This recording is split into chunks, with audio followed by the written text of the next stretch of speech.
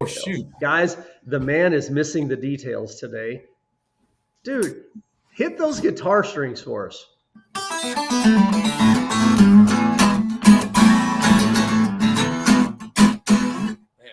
Intro music is important. Guys, Chris Pesek, broker associate at the Dripping Springs home team at Pesek Properties, and my buddy Stevie Ray Babcock at CMG Financial. If you see these letters up here next to his name, that because he is what is that? National mortgage loan specialist. Is that what that means? Not You don't loan even know. specialist, but it's the mortgage loan well, yeah, I suppose. Yes, sure. Let's just do that. Let's call it that. He's a national mortgage loan specialist. That's what he is. Yeah. That's you awesome, have an man. MLS number. Yeah, but that's have an a MLS different number. thing. That's a different thing. We're not going to talk not about that. actually a different thing, because what does your MLS number stand for? Multiple listing service. Services. It's not it. Yes, it is. It Well, is. Not your number. Oh, you're talking about NERD's number through NAR. It's literally That's an NRDS. Hmm? It's the NRDS number that you're referring to. My NERD's number. It's a National Real Estate something system. Yeah. Anyway. Right. And what that number, this thing up here is the system that lists this number, which registers me. It's a registry system. Mortgage loan system. I should know what it stands for. That's bad that I don't. Actually, I'm not going to lie. That is bad that I don't remember what that stands for. This is horrible video, by the way. Yes, I would have absolutely had that on test question to get my exam. So I feel pretty rough that I don't remember that basic thing. Guys, if you're laughing right now, this is what we do. We talk about some random stuff. Generally, it's around real estate and mortgage. And since it is after hours real estate, we always have some adult beverages while we're doing this. First of all, if you're driving home, today is not the day to try to be drinking and driving because, it's icy out. But my man's got strawberry soda over there. That's very nice. Lone Star. We used to call them strawberry sodas when I was working building houses. That's awesome. Yeah, so it was strawberry or blueberry, depending on if we were getting heavies or lights. So there you go. That's pretty bad. Yeah. Anyway, we didn't drink them while we were building houses. You didn't. After work. Woodward. It was after work. Yeah, I'm sure. Oh, and my friend, it's cold outside, so I'm drinking bourbon. You know what? It is. Cheers. Ding. Cheers. It is cold outside, brother. It's cold outside. Like it is. And I'm from up north, and I should be better prepped than this. But it's 32 degrees. It was 34 when I was driving with like a huge amount of wind up here in Lago in the hill country. And then it dropped down to 32 on the way back, and it hit 32 out here at about 8:30 this morning, and it's been 31 now 30. So we've had ice all day. I've been in Iowa when it's negative 20, so I know what cold really is, but so this really isn't cold, but it's, you're not used to it, man. It's nasty. It's going to take Texas. School's shut down tomorrow, not just for the temperature. Anybody was maybe not here. Yeah. No ice. That's right. No ice needed. That's exactly right. There's this drizzle outside, and then it's going to freeze, and then we're really worried about the conditions after that. So that is exactly right. So man, we were just kind of chatting before you. So if y'all don't know, and first of all, if y'all have got questions and comments, please drop them in there. Aaron's like the only person that ever talks to us during this show. If you've got questions, comments, drop them in there, especially if it's questions or smart ass comments. And also, if you're watching this after the fact, whether it's on Facebook or YouTube, and you've got other questions you want us to hit next time on the show, put those in the comments after the fact. Just because you're not watching live doesn't mean we're not going to read your comments and questions and stuff like that. We're going to do it. That's what we do. But yeah, Steve does this weekly show, and we were talking about that last week. Not a weekly show, sorry, a weekly email. And again, if you want access to Steve's weekly email, you need to just let him know, because every Friday he drops good, solid data and facts in about a 2-minute video where he talks about all the things that are going on with mortgage rates and the things that are driving it and everything else. And it's a little bite-sized consumable piece. I've never asked you to ever share that, so clearly you like it. I appreciate that. I do. I try to comment on them, especially when some of the data that you're using is either mine or from the show. So that's funny. Yeah, it almost always is, since we're always talking about it now on the show. The once a week show. We talk quite a bit here. Yeah. Hi, Tang. and my wife is showing as well. But anyway, when we just got on, you did this. Give us a synopsis of your video from last Friday. Basically, Yes. hey, mortgage rates are getting better. Well, yes, for some, right? So Yeah, what's fun and is that they you were have this. better for all, but for lower credit scores, they had gotten way better. Yeah. So yes. The frustrating part about this is what most people don't know, and that's that you can almost get any rate you want. Now that's of course a loaded statement, Right. but when you come to me, there is no rate, right? I don't plug in your numbers, hit a button, and it says that's their rate. That's not how it works. When I hit the button and try to get the rate, what actually happens is yeah, I see a multitude of banks. I click on each bank, it opens up, and I get 20 or so interest rates, and each one has a price next to it. Some of them I can't use, most of them I can, and some of them will pay you money, others will cost you money. In my entire 10-year career as a lender, I have never seen one that costs $0. I have seen one that costs $1. So that's pretty much click. That's my rate, right? I've gotten a Um, rebate. I mean, yeah, $1 rebate. Yeah, come to me. No, but but what happens is the system looks at certain numbers, and those numbers then generate that range of rates in the different banks that are offering those numbers, right? And some banks have more of an appetite for a certain credit score than others. Okay, and you know what? I did a 1.9% loan about a year and a half, 2 years ago. And that guy could have gotten even lower if he wanted to. So I mean, yeah, no problem. Just wait for the right conditions, right? But he did have to pay for it. Okay, where was I now? I'm sorry, sidetracked. That was good though. That's so good. Whiskey and lower rates do sound way good. So yeah, very very good. Especially the whiskey part and the lower rates sound Anyway, great too. we were talking about the All right. video last Friday, and then what you told me before Yeah. today. So what's happened recently is when I plug in the high end numbers, so like the 800 plus credit scores, let's just say, right? Um, I get pretty much the same that I have been getting for the past month or so. I mean, yeah, there's been some fluctuations here and there, but it's pretty much on par, the same. When I plug in the lower, like 620 credit scores, which if I go lower than that, we run into a whole nother conversation. We can, that's fine, but and you can go lower than that, okay, to get a mortgage, right? But when I plug in that 620, which is the low end of conventional mortgages, typically, um, uh, the range has closed by like a 1.5%.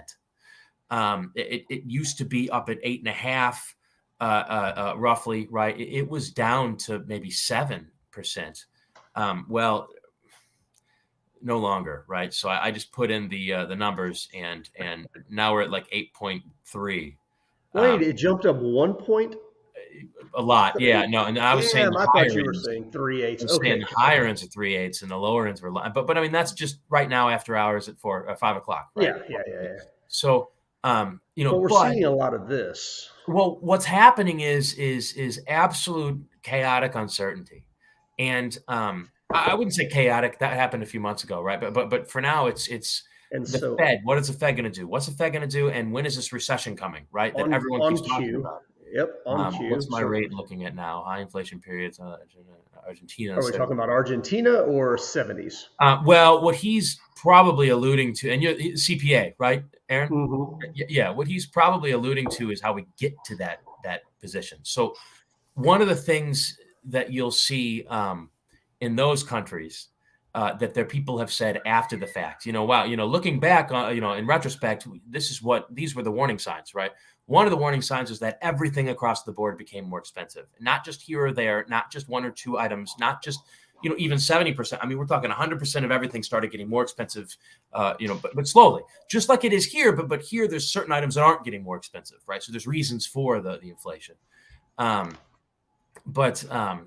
now where am I going with this? I'm so all I over don't know. I was just asking. Man, I am scattered, brother. I cannot go from one to another. Let's see. Topic that is. How would you correlate a high interest rate to buying a real asset appreciation? Well, the truth is they should correlate together on a long enough Hopefully, timeline, hopefully. right?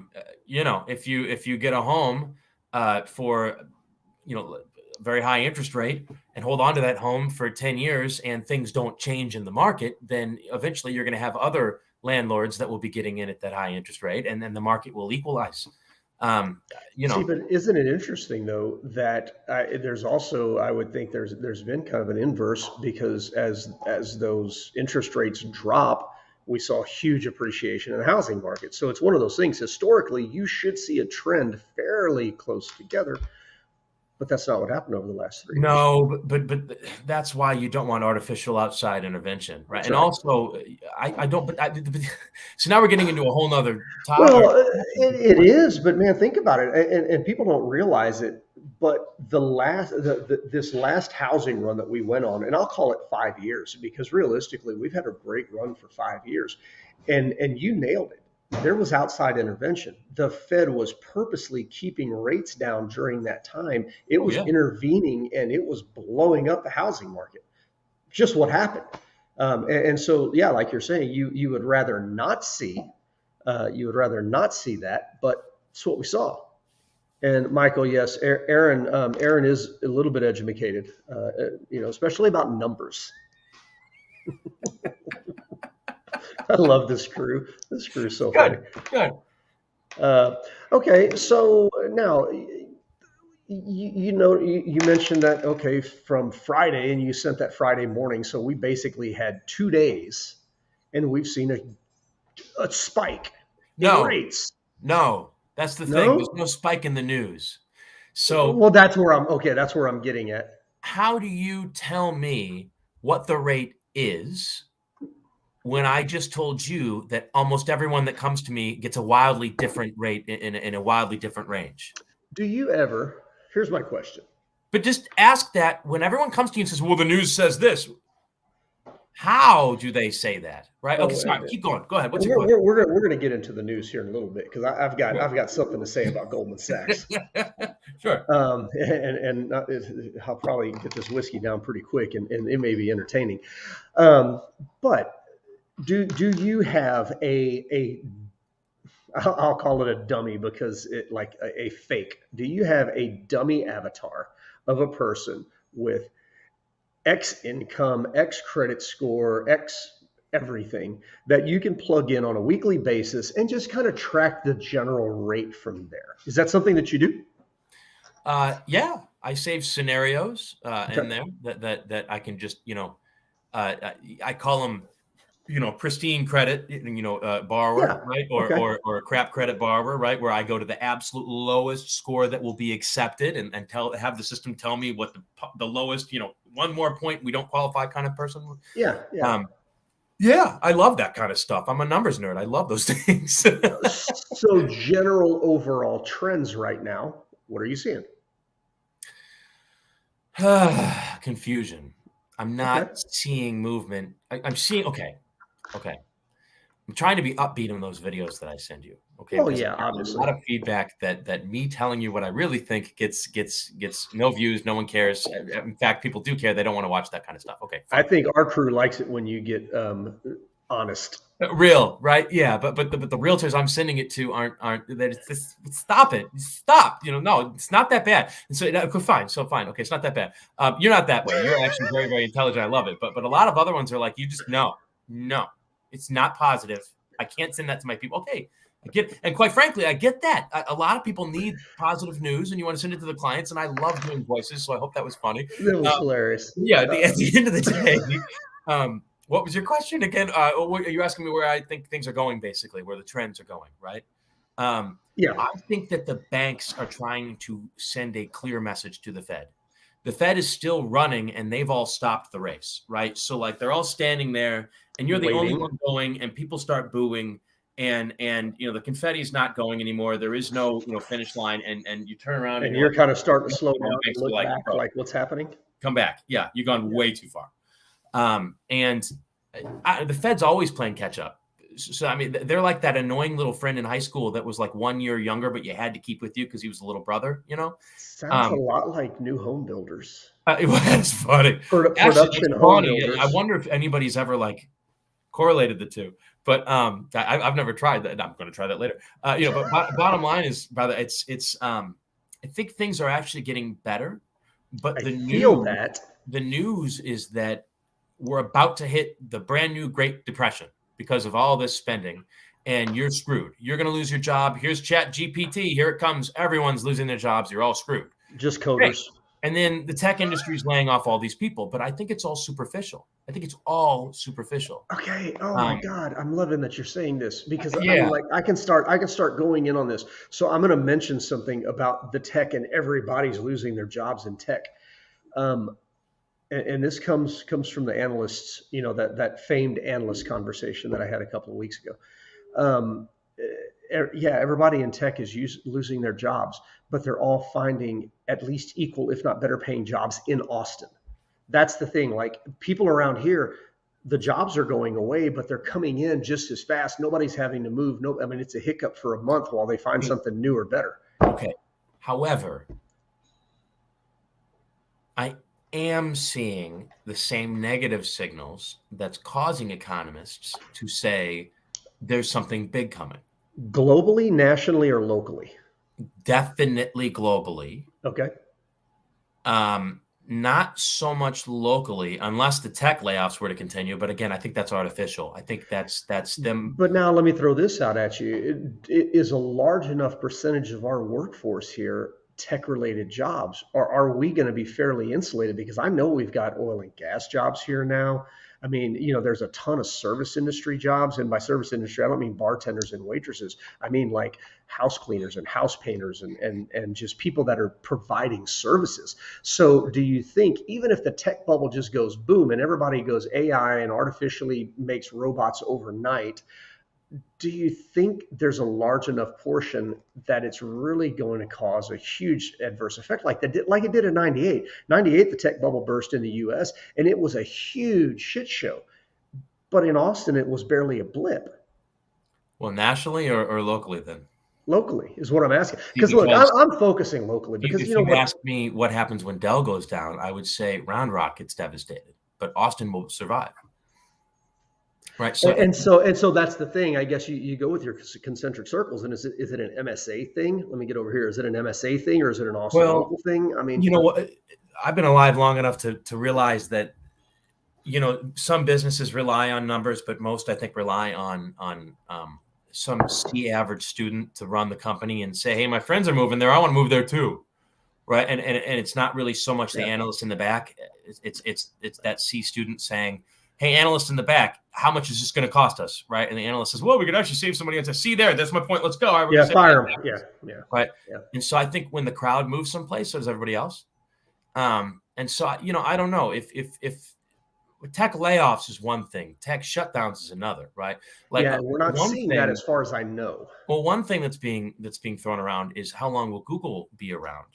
When you could then ask a Chat GPT to find you information instead of a Google, because that Chat GPT is going to do a hell of a lot better job than the Google would. Yeah, I already use it for stuff. The only problem is it's 2-year-old information, but I know there's a workaround online. Right. So yes, but if you instead plug that into Google and the search wasn't exactly what you wanted, so you continued it in another search and redefined it better and got exactly what you wanted, all of a sudden this dead internet theory goes out the window. We've got a whole new. I mean, I'm telling you, that's coming. And you know, people try and look at trends, you know, right? I don't know. I don't know how Google totally disappears, but I mean, Google doesn't disappear. There's so much brain power in there that they adapt and move. I mean, look, worst case scenario, Google's going to end up acquiring ChatGPT. Let's be honest. Touche. Yes. However, things are changing. Yeah. But I don't know. I think that if the tech sector shuts down, we will see a serious recession in Austin. But will the party end? Will it? Yeah, probably. And you know what? In saying that and me thinking about it, I've got a feeling because I've been talking about all the jobs that are coming to Austin. And you know what? 90% of them are tech related. I mean, whether it's U.S. military, Samsung, Boring Company, SpaceX, whatever, the vast majority of them are tech related. And or if they're not tech related, they're kind of like add-ons, like construction industry because of tech and stuff like that. So that's a good point. I know you talk about the military place we've got here, and that will bring jobs, that brings people, right? But you get rid of all the tech, and that 90% gets shut down to 10, right? So it's like, I mean, you just, maybe those aren't real numbers, Yeah, obviously. no. And I think you're right, because that military base that I talk about is 100% tech related. Like everything about it is tech. Like so, yeah, you're right, and I agree. Like I think that if we do see a 98 again with a tech, it's not going to be a .com burst, okay, but it's still a tech burst. So I'm going to kind of Right. relate it back to 98. I think we do see a slowdown. Right. Now, will Texas be okay? Yes. But I think Yeah. Austin would look more like Detroit after 20 more years. Ooh, boy, that's a big statement. Well, Detroit had the auto industry, and when that really shut down for most jobs, not well, that was a little different. But what really, the people that were really affected were the poor, right? The rich could Yes, move, that's right. they could move on, but then when there was nothing there but empty places, nobody to That's work, right. or to fill them, and that's where I'm from. P.S. Yeah, no, I was about to say, yeah, you're speaking from experience. I know. But it's one of those things where it happens all the time. I hate to say it that way so casually, but I mean, there's so many cities or towns that have just disappeared over the years because of industry. Yeah. Well, but I mean, yeah, no, it's we're not going back to when Ask Jeeves was a thing. I don't think. So I mean, yeah, there were MySpace pages too at one point. You know what I mean? And nobody bought them. So I don't know. that's At fair. the end of the day, it's like things change, and nothing lasts forever. Yeah, I mean, well, but I mean, look, I mean, my wife and I just got finished watching another episode of 1883, and change is inevitable. Like, okay, even back then, shit changed, and it's been changing. And if you didn't keep up with the times or get out ahead of the times, you were going to die. And there's still, I mean, nobody in this world knows where Concrete, Texas is, but I do. And Concrete, Texas used to be a thing. They had a cotton gin. It was a thing. And now nobody has any idea that it's, between, Yoakum and this other place called Hoheim, Texas. Do you have any idea where Hoheim, Texas? My point being is that stuff changes, and yeah, towns change. Detroit is a glaring example. We just hope that doesn't happen to Austin. I don't think it will, but anyway. I don't think it will either. You asked me to imagine if the tech sector went down, but yeah. So, no, and I don't think the tech sector is going down. I think it's the same reason why lots of companies from tech have decided to go to Austin. My friends are doing it. Hey, you know what? Great idea. What can we do? Right? If we had to hire last month just because our competitors were hiring, and we got to look like we're doing well too. Let's fire too. It's just one of those things. It's like an excuse for some people. Yeah. Especially when you think about, what was it that with Google, like, God, what were the numbers? I heard it just the other day. It was like each employee, if you divided their revenue by each employee was bringing in like 1.5 million in revenue, something like that. You telling me that kind of company has to fire people? They can't afford to have them on their payroll. It's only $1.5 million per employee that's coming in. Yeah, I mean, sounds like a crisis. Let's sound the alarm. Shit. I would hire more employees if they were each worth $1 million in revenue. But do you see what I mean, though, by an excuse? It's not an excuse to people that got fired. So let me be really clear on that point. But look, I mean, you've also got to kind of you've got to look what's happening. I mean, look at I mean, I haven't checked Google stock prices, but look at the market overall. Like some of this stuff is being driven by downturns in stock prices for certain companies. So if you want to keep that balance line right, okay, our stock has dropped because everybody thinks we're in a recession. They're all crap in the bed. Well, then we need to get rid of some employees to make sure that things look good on the balance sheet. I mean, like I'm only half smart, but I think there's probably a little bit of that going on. It's all of it. That's everything. That's what I mean. But we can't just let go of 10,000 people. The PR would be terrible. But IBM just did it, and so did Intel, and so did NVIDIA. Oh, well then great. Let's do it. Well, we can do it. Yeah. Economy. Yeah. Right. That's anyways, I just when everything is perception, then perception is everything. And it's terrible. I'm just going to throw this up just because he worked in cock, so that's good. We're losing viewers as we go here. But actually, okay. I'm not so sure about that. No, we're not. It was like, I love this Aaron guy. Somebody give me a topic. Give me something to talk about. Well, right? So here's the thing. I 2 weeks ago, I went off on this tangent, and and it was all about how the local analysts are saying that whatever the hell is going on nationally and globally is not affecting Austin, and the number of people that are moving here and everything else, we're going to end up with a housing shortage. And you've heard this and you've read this at this point.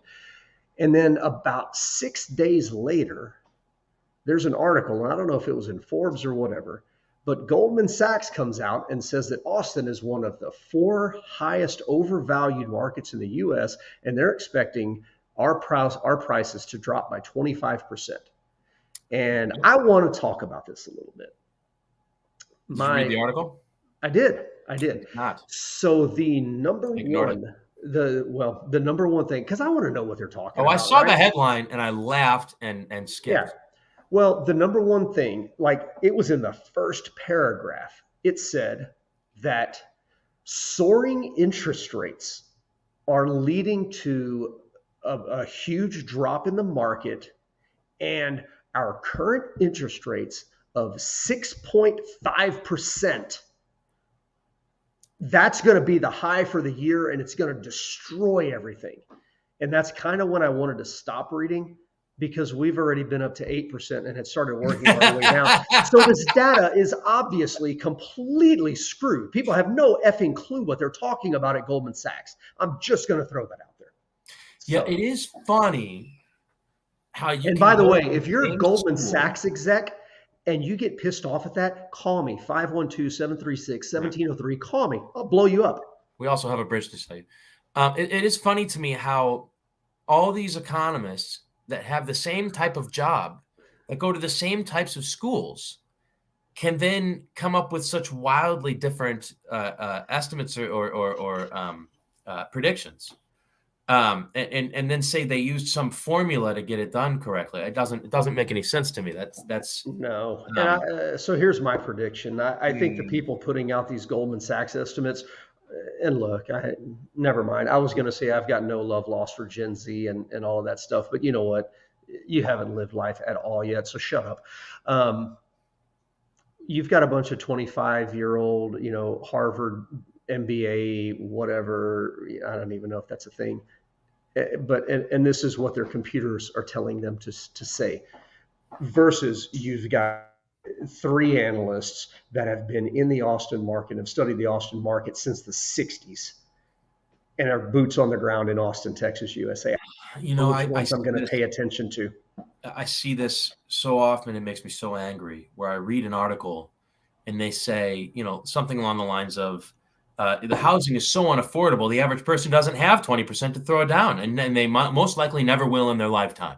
So they will not be able to get a home. And I'm sitting there reading that thinking, but that's not the down payment requirement. Nope. That's not the minimum. That's not the middle. That's not the max. That's That's a number. Yeah. Where did you get 20% from? Unless you were trying to buy a home like back in the 80s. I just 70s. Here, wait. Yeah. I got it. 20%. So yeah, FHA has been 3.5% down for how long now? And then conventional is 5%. But if you're a first-time home buyer, or even some non-first-time home buyers in the right location, you could do 3% for conventional, right? 3% down. That location doesn't happen to be Kyle, Texas, does it? It's dependent on the address, and I don't have that input in my head right now. Sorry, I can't just put in Kyle in my brain. I need to plug in. I can't remember. You know where my mind is. Yes, so, I do. Anyway, however, it's just not that simple of 20%. But the real point is that I read these articles and think, how wrong is that? That was so wrong. Yeah. And it's written yesterday or like 2 days ago, and it's like, well, this is just wrong information. They all have editors, but the editors are dumb don't too. Anymore. They don't have editors anymore. They're using ChatGPT. Do you think CNET. ChatGPT? They've been using AI to make articles for years now. CNET stopped like 2-3 years ago making articles with people. Really? In fact, I just read an article the other day about how written by CNET, a computer. I don't know if it was or not. It really drives me nuts. But it was about how CNET is having so many problems, grammatical errors, and like trailing. It's not making sense. Like part A isn't going to B, it's going to like D and then back to C. And basically they're like, we had to bring more staff in to help us fix this. It's like, okay, you've fired all the humans for the computer. Now the computer's messing up, and you don't have any humans left, so you have to go rehire new humans. And What are they they're going to going to do? fire them again. Humans get it working, and then you're fired again. Yeah, so there's more tech layoffs. Yeah, fun job, yay! I hope they can't hire anybody. Like Aaron brings up a great question here. When are developers going to start hedging properties to investors to buy those options? So interesting thought here, or not thought, interesting comment here. There's a neighborhood in Dripping Springs that has not. They've started building their model homes. Okay. For the last doing this, but yeah, keep going. Yeah, but for the last 3 years, if you had an investor, the builders were saying, no, we're not selling to investors. We will not sell to investors, even though there was really no way to keep them out. If you had a good realtor, you could still buy. But anyway, I digress. We're not selling to investors. We're not selling to investors. The first meeting I had with this development and this builder in Dripping Springs was like, bring your investors. We're selling up to 30% to investors.